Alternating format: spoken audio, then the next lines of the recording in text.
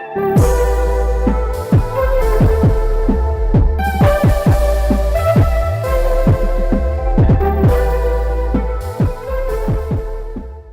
is up, guys? Welcome back to another episode of The Ordinary Freaks. B and Eddie here. And this week's guest, you probably already know him. I mean, he's pretty big around Milwaukee. He's one of Milwaukee's best photographers, founder of Unfinished Legacy, co-founder and creative director, if I'm wrong, of Milwaukee Misfits and IEEG. He goes by the name of Optic Legacy. Look him up if you don't know who this person is. But Brema, welcome to the show. Thank you, man. Thank you for having me. It's a pleasure, man. Before we get started, all the things you're currently doing, let's talk photography. So when does that come into play? When do you start thinking of capturing moments? Is there any specific time where you can say, like, bam, I picked up a camera because of X, Y reason? Oh, man. So in high school, junior year, I got I think my first phone. So I just started like using the camera to like take photos of like my surrounding. Like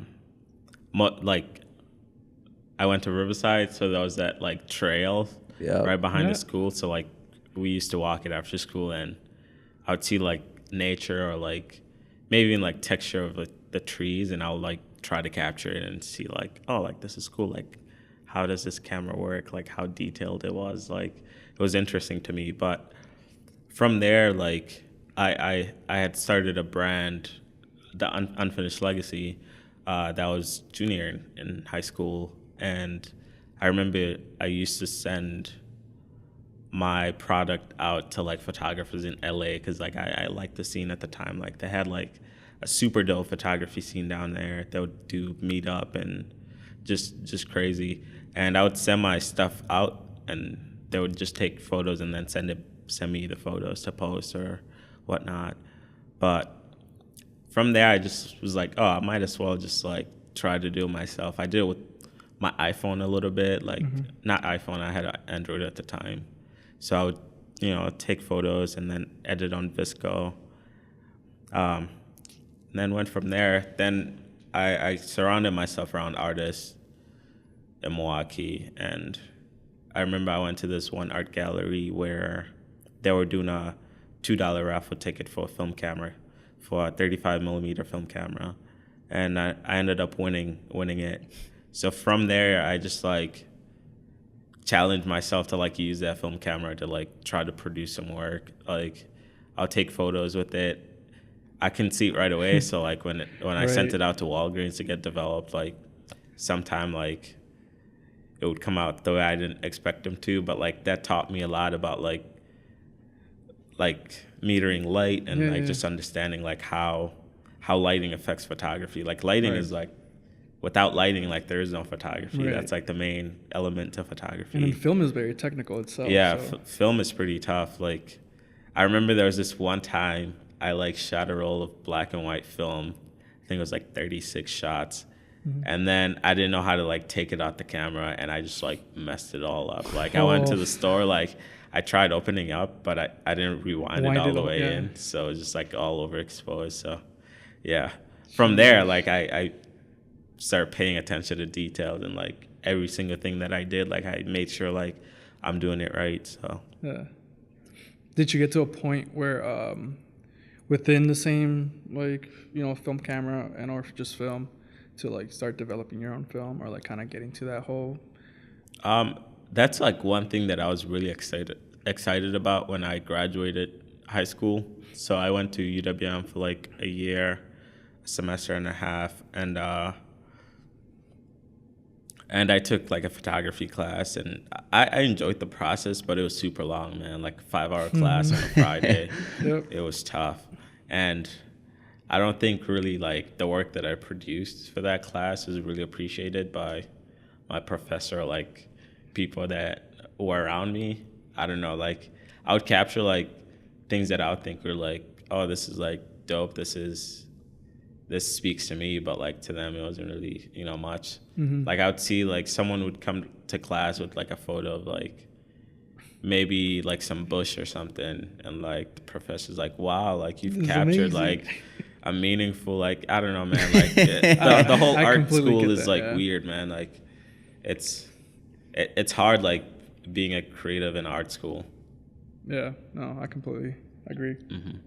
So before photography, where does Unfinished Legacy come into play? Like, what were you creating before? Because I know photography kind of came in later in the picture. You were doing other things before. You're all around creative. So what was that? So ever since I was like a young kid, I used to draw, paint, and just loved drawing and painting. And so when I moved to Milwaukee in 2010, throughout my high school years, like I did summer internship. So every summer I would do like an art internship. I remember I've interned with so many organizations in Milwaukee, and one of them was like the art museum, and that really kind of changed my life in a way. Like I learned how to screen print there, but before that, I was heavily into skateboarding, and we all had the dream of like, oh, maybe I'll be good and get sponsored, but like Right. that's pro. not really possible in Milwaukee. I mean, it's possible. There's like some good skaters here, but like it's hard. It's not the visibility. And I've always like, oh, dude, like I want to start a brand, this and that, like. And I was doing graffiti at the time. Like everything just go hand in hand, man. Like graffiti, skateboarding, yeah, the whole culture. Like I think there's so many people that are in that culture that want to start their own clothing brand, you know, because like everyone wants to wear something that represent them and like that they believe in. And so we were asked to describe ourselves with one word at art museum during this like the internship. And there was one girl in there that described herself as unfinished, and that like really resonated with me. And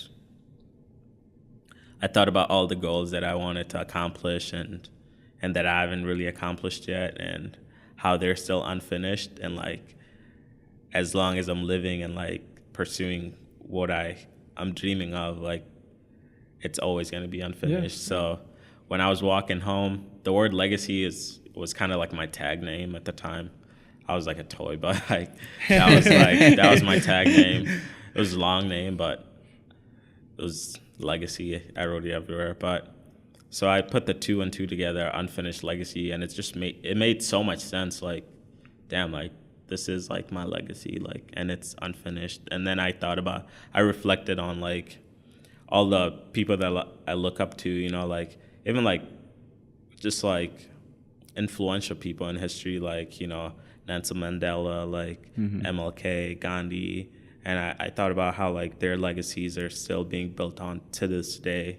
And as long as like, you know, there is no equality, like we're always gonna fight for that. And that's kind of like their legacy, because that's what they believed in and what they kind of, you know, sacrificed their life to make sure there was equality in this earth. And so from there, like that just made so much sense to me, and I just went with it. And I still, to this day, like I would never get a tattoo, but like if I was to get a tattoo, that would be it. That would. I want to go back a little bit into your photography. You spoke that you went to school. You kind of, you know, refined your craft for the film world. Obviously, we have a lot of critics in schools and whatnot, but we don't listen to them because they're not, you know, we're our own people, right? So, what like? I know you like you have a specific theme, or like, you know, how you have kind of a range of wavelength of like styles of photography that you shoot. But like, do you have a specific message that you kind of want to tell within each frame that you shoot? For me, it's like I appreciate photography in so many forms, and I think you can kind of see that in my work a little bit. Like even just scrolling through my Instagram, you'll see cityscape shots. You'll see my little brother. You'll see a portrait. You'll see there's like a huge range of. I guess I don't have like a set style, rather than like I have a aesthetic that I follow, but as far as like photography style, I'm all over the place. And that's just because like I love capturing moments, and I love documenting, you know, what I'm seeing, or like what I'm experiencing in the world, you know. And you'll see a lot of like moody, snowy shots, like in the storm or something like that. Like, I love capturing things like that because I know many people aren't willing to go out and capture those moments, but I love it, you know, so I go out and do it. And when I post them, people are just like, wow, like, I can't believe, like, you went out and got these photos. But, like, it's that also tells people a lot about myself, you know, just like from one photo, like, wow, you're dedicated, or like you're committed, like you want to capture things that other people aren't willing to. Yeah.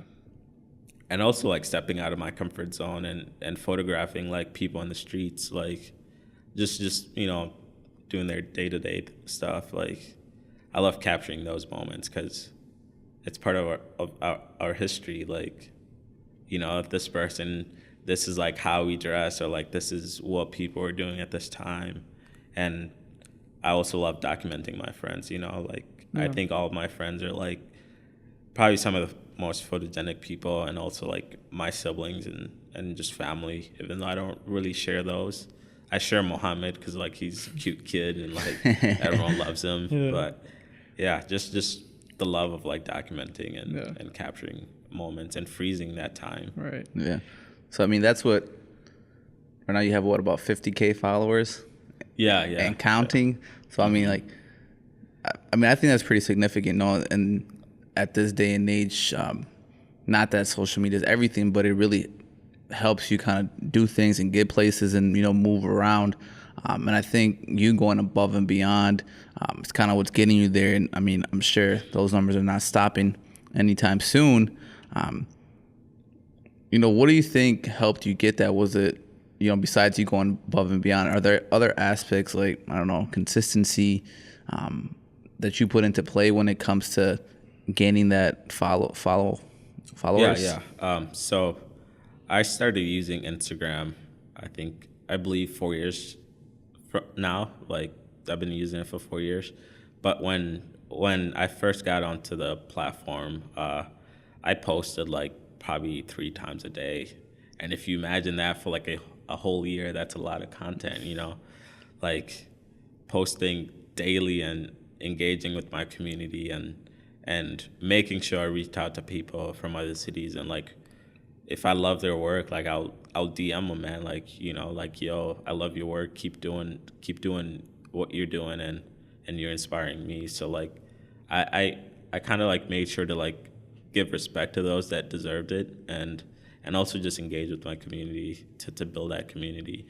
And with that, like, I got that in return too, either with like more following or like more people engaging with my work and like getting to know me, and also posting dope content, man. Like back then, like using hashtags was like very helpful, and feature pages will like with 1 million followers will like see your work and they'll post it, and then their followers will, you know, follow you. I remember the first time I went to Chicago, to the cliche spot, like going to the Bean and just a few other spots. I remember I had a fisheye because I was filming skateboarding at the time too. So I took a photo of the Bean with the fisheye. I posted it online, and the Chicago page featured it on their Instagram page, and then another big Chicago page featured it. So from there, I was like, oh shit, like, that's crazy. I was just in Chicago for a day, and like, they're showing so much love already. Yeah. And that was like insane. So like, more people from Chicago started following me, so I started interacting with them. And then going to different cities, man, like hitting up people that I see are doing it in those cities and connecting with them. And, you know, they showed me around, and in return, like, whenever anyone comes down to Milwaukee, I feel like it's my responsibility to like show them like around the city, like the best place to go get food, or like the best spots to hit. Gotcha. So yeah, being consistent with posting and engaging with your community. Yeah.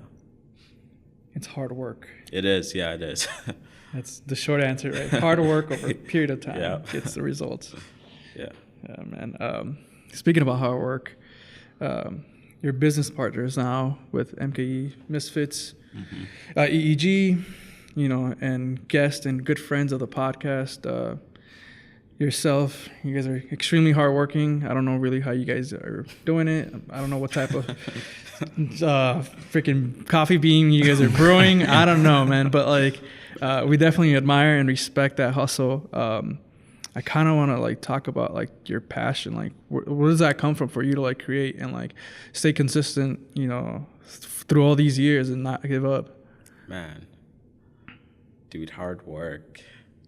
It's just, man, it's like I've been given a second chance. I'm just saying that because I'm an immigrant to this country. I came as an immigrant, and where I used to live before was unimaginable. And coming here and having these opportunities, there is no way I'm just gonna sleep and not think about my past life and how the people I used to live with didn't have the opportunity or are suffering because there is no opportunities. So when we moved here in 2010, that's something my parents have instilled that into us, going to school and getting education and making sure you're taking full advantage of the opportunities. But to me, I'm not really a school person. I love learning. I'm learning every day, with my journey right now, but making sure I'm taking full advantage of every single opportunity that comes my way. Because I know so many people that would love to have that, and they don't. So I can't let them down, So I think that's where the motivation and the hardworking mentality comes from, my parents, and knowing that I'm an immigrant and I have the opportunity that other people don't have. I think we can agree with that. I think right. We assimilate, not to your degree, I think, and I don't know if you want to touch on further on your childhood, but in previous conversations, we kind of reflected and we're immigrants really are here to hustle, and that's why a lot of people get upset, and not to go in that route right off the conversation, but you do feel you should be taking advantage of every waking minute. So yeah, definitely, for sure. I think we, yeah, man, it's hard seeing I'm imagining this relates to a lot of immigrants. Your parents move here and dude, they're working some of the hardest jobs, exactly. And I think about that and I'm just man, there is no way they're doing that for me and me to just sleep or not do anything. So I mean, even just growing up living here for the past 8 years, I haven't really made friends with many people or had much fun or living that American life, I don't know if that makes any sense, but it's just most people don't understand what I'm trying to pursue or why I don't hang out with them, and just my mentality is different, and I'm sure that's a lot of immigrants are like that, their mentalities are different, and their goals in life are also different. So I was born in Sudan and moved to Kenya when I was 5 because Sudan was undergoing war at the time, and my family literally escaped Sudan to go to Kenya to seek refuge, and living at the refugee camp for probably over 6 years. It was very tough, man. There were shortages in food, water, people were just trying to survive, man, to get food and just water. Just basic needs, that was right? it. Yeah, basic needs and human needs. Exactly, and comparing that to here, there's people that are wishing they had, right, this life, mm-hmm. and I can't imagine anyone that is living this life and not taking full advantage of it, because there's other people having that perspective too, man. Perspective is really one thing that I really appreciate from coming from nothing, and from the refugee camp where there was literally no opportunities or anything that gave me a really good perspective that I think like shaped the man that I am today. Like, that's dope. And also, like, for the people watching or listening, like, to me, it's special to hear or to know that, I mean, you've only been here, what, eight years? And, you're accomplishing so much and have accomplished, and your legacy is still unfinished. You're still going, you're continuing, So for those people viewing, it's like, coming from a completely different country and the things that you have to surpass, and, still going about your day and hustling and busting yourself to get where you want to go, just make other people aware that, it's possible. Like, no matter where you come from, what your condition, like, we can all do it. You just got to set your mind to it and put in the work. Definitely. And one huge thing that just don't complain, man. Don't complain about anything. Just keep going, keep moving forward. Like, complaining only slows you down, and it's also like, I don't know if I can curse here, but like, it's like a bitch move, man. Like, anyone that complains, even like my friends, like, that's just like the one thing that I would never do, complain, because I know there's like worse things. Yeah, worse. There's definitely complaining is like one thing that I don't like tolerate at all. Gotcha. Nah, man. Thanks for sharing that with us. I'm sure it'll touch other people like it touched us. That's what we wanted to talk a little bit on it. But to bring it up to what you guys are doing now with your team, I mean, we love you guys. Like I said, we've had 2 other guys on the podcast. Shout out to Q and Dids. You guys worked with a number of brands or are working, like I think Google, Chrome Industries, Red Bull, and others. If I got some wrong, yeah, those were some of the people that I've worked with before meeting like Q and them. Gotcha. Okay. Yeah. So, from your experience, how do those conversations come about? How do those connections happen? What did you have to do to make some of these things happen?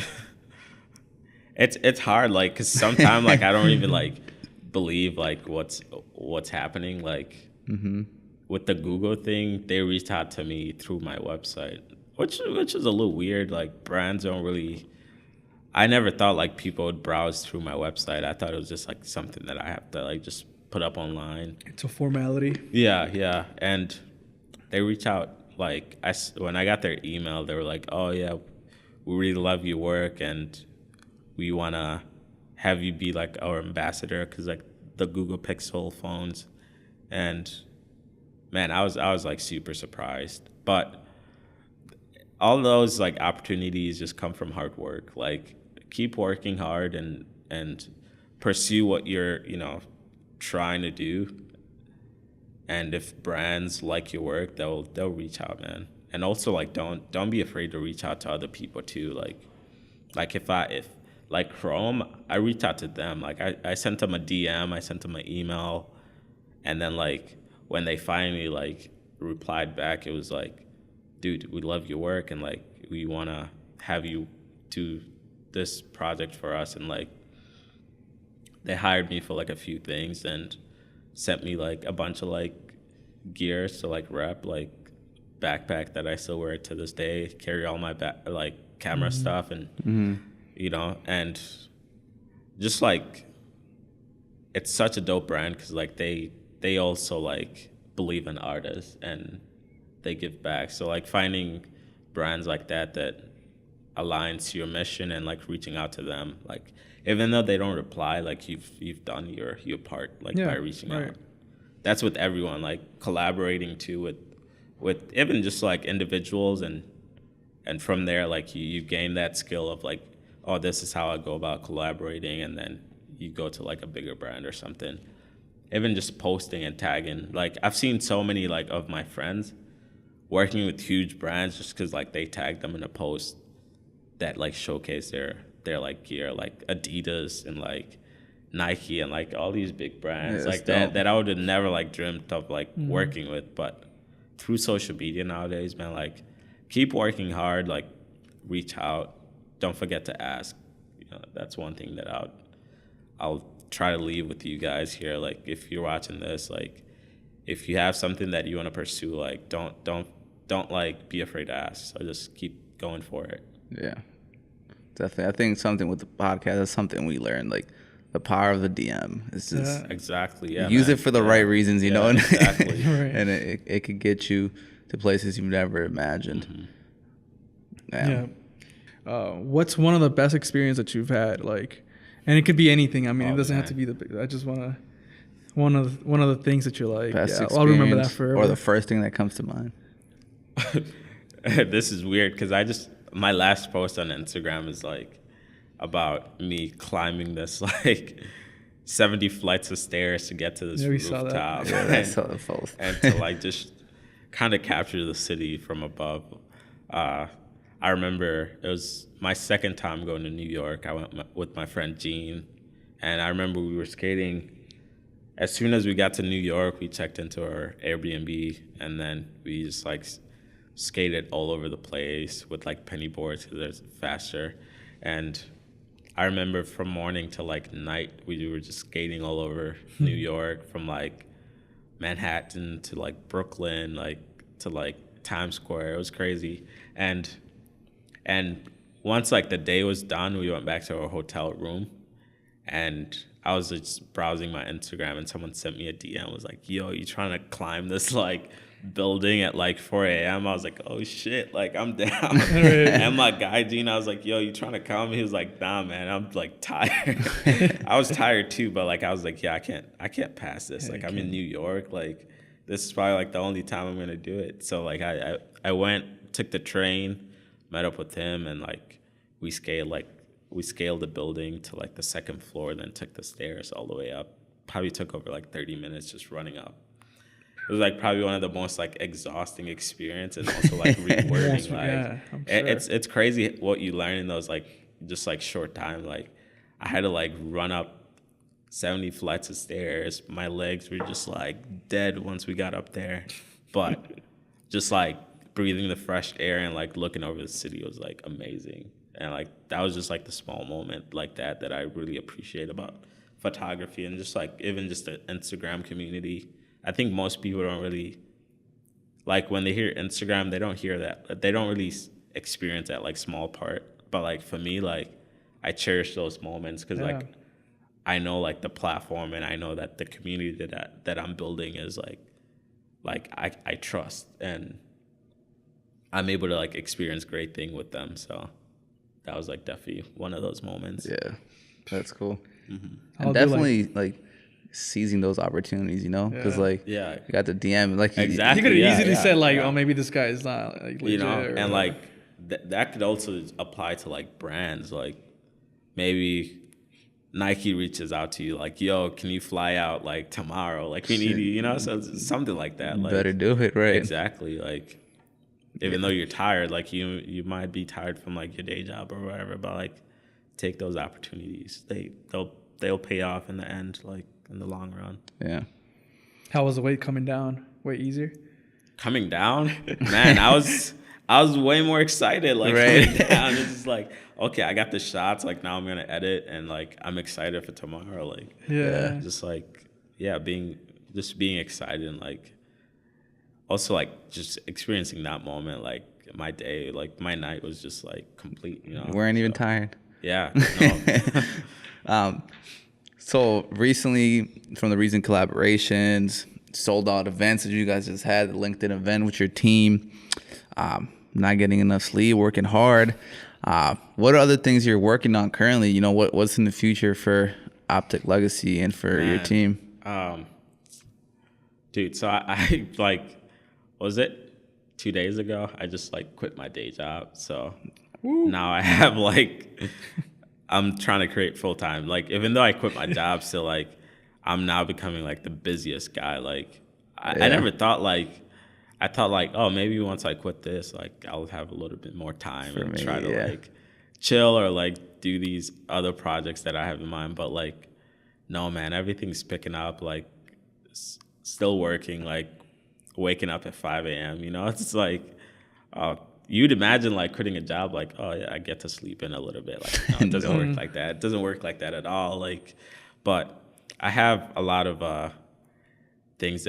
ideas that I've, you know, throughout the year just carried on, but wasn't able to bring to life. But now it's the time because I don't have that, day job anymore. So I'll invest that time into those ideas.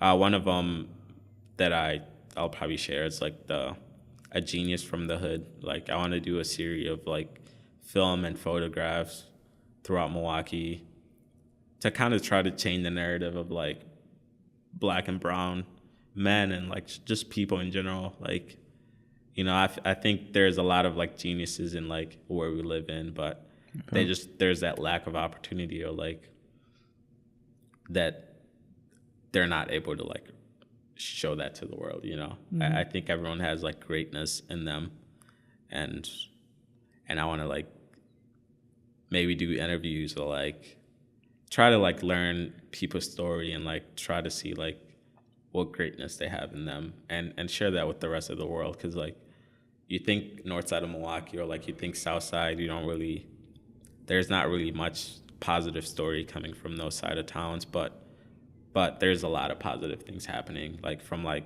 a lot of nonprofits trying to like keep the community going, but they're so outshined by like the negative that's being portrayed on news and whatnot. But I think we all have the power of like changing that narrative, either by sharing stories or like posting online about like the positive things that are happening, like one crazy thing that I see that's happening right now in Milwaukee, like you'll see a fight on Facebook, but you won't see something positive. Like a fight will easily blow up on Facebook. Right. Yeah, it goes viral. If a kid like accomplishes like something huge, like even MPS, man, like they just like surpassed their scholarship was like at $87 million. Like that's just like the students got that much scholarship, like, but you don't hear about that, like, you hear about the fight that's happening in the schools and like this and that.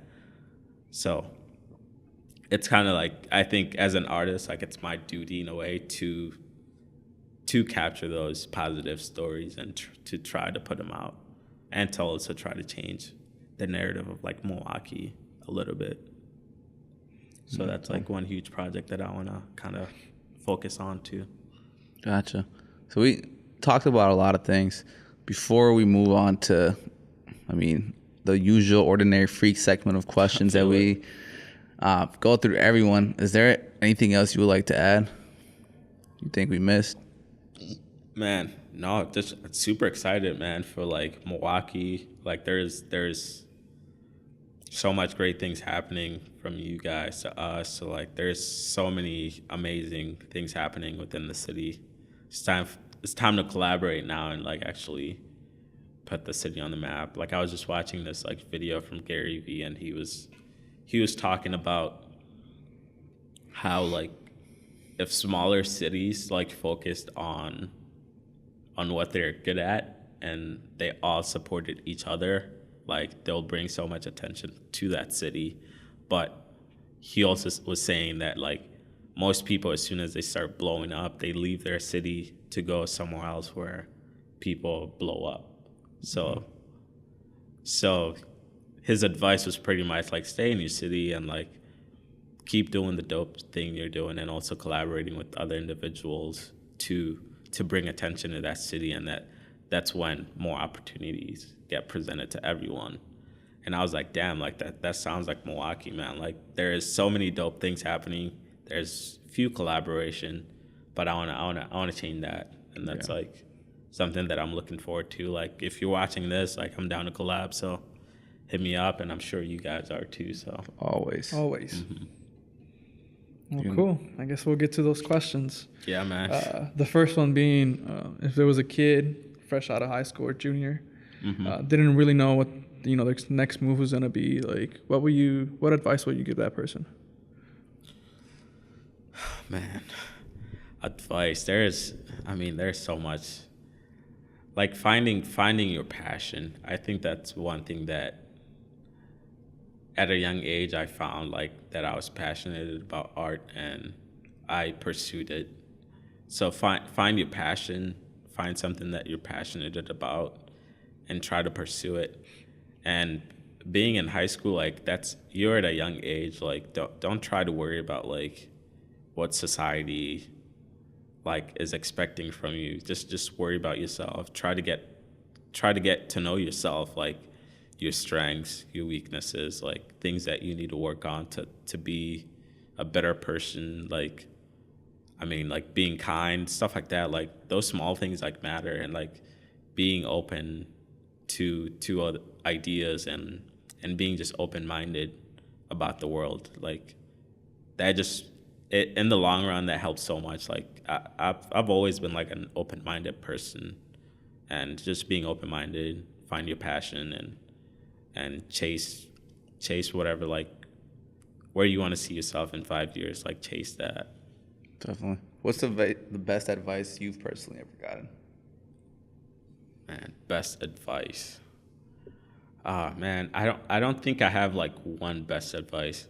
There's like small moments throughout my life that just like sticks with me, and I carry on throughout kind of. So like just even having conversation with my friends. Like I have my friend Tyler, shout out to Tyler, but he reads a lot of books, and like he's actually inspiring me to get to like start reading books. But like he'll like pick small phrases from books, and like he'll talk to me about them, and I was like, damn, like I'm gonna carry this with me and like live my life like that. Like one of them was like, I think he read like a Jay-Z or like 50 Cent book, and they talked about like always finishing your breakfast. It's like a stupid phrase, but like that just like the meaning of it is like whatever you start, make sure you finish before you go to the next thing.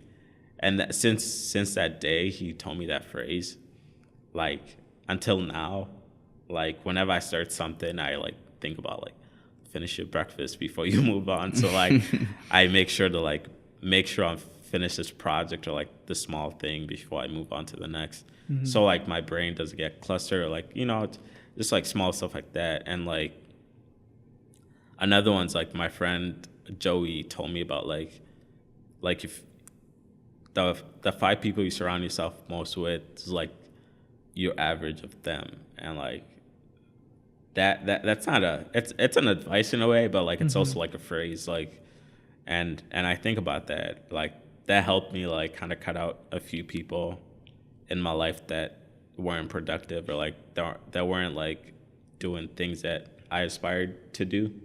So that's why like I like surrounding myself with like Q, Eric, and Izzy, you guys. Like you guys are doing things, man, and that's all I want to do. I want to shake the city, and to do that I have to surround myself with like people that are doing the same thing. So I think just throughout like conversation and whatnot, like even watching a lot of YouTube videos, like that's where I like kind of pick up my advice and small phrases that help me like kind of live my life. Gotcha. Yeah. If you could have dinner with anybody, dead or alive, who would it be, and where would you take them? Man. Dinner. It's a hard one, man. Like, man, it's a tough one. I don't know. I'll probably have like dinner with fucking Bill Gates or something, like just to pick their brain up a little, man. Like people, anyone doing it, honestly. Yeah.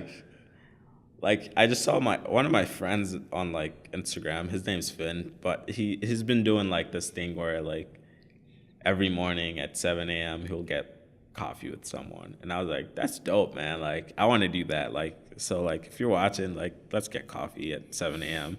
I know Milwaukee sleeps, but like just learning from people, like yeah, every conversation you'll take something small from it, you know. This is why we love doing this. Yeah, exactly. Yeah. Last question, final question. We are the Ordinary Freaks. The show is called Ordinary Freaks. We all are ordinary freaks. It's up to interpretation. On a scale of 1 to 10, how weird are you? How much of a freak are you, and why? Freak? I don't know, man. I'm definitely weird, man. Like, I think I just don't really.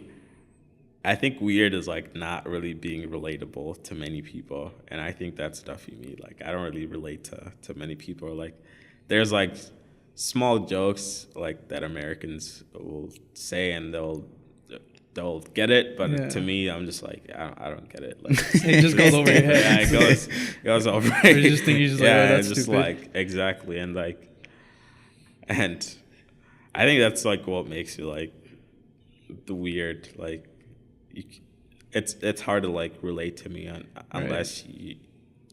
Yeah, it's hard to like relate to me.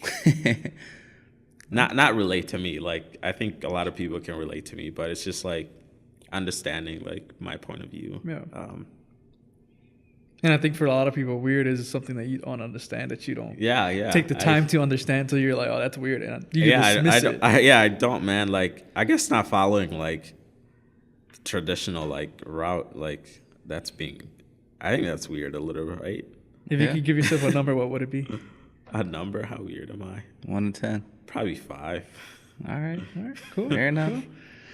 Yeah. Well, thank you, dude. Brema. I appreciate you guys. Optic man. Legacy. Yeah, we appreciate you coming through. Like we said, we've been meaning to do this for a while. We're happy we can finally make it happen. Dude, definitely. I'm sure we'll be collaborating in the future. You guys, if you guys want to, any ideas you guys have in mind, I know Brema's open ears to anyone and everyone when it comes to anything creative projects, and especially helping out our community here in Milwaukee. So don't be afraid to reach out to us. Reach out to Brema. One last thing, Brema, let the people know where they can find you if they want to look at your content, look at your stuff. Man, Optic Legacy, Instagram, Facebook. I don't really use Twitter, but I'm on there, so you can check me out there too. And LinkedIn. I just started using LinkedIn because of my team. You got to now. Your LinkedIn looks legit, by the way. Thanks, man. I appreciate it. Huge shout out to Q for that. He helped me optimize my profile. All right, man. Well, thank you, Ordinary Freaks. Another dope episode here. Yep. See you later. Out, guys. Peace. Peace.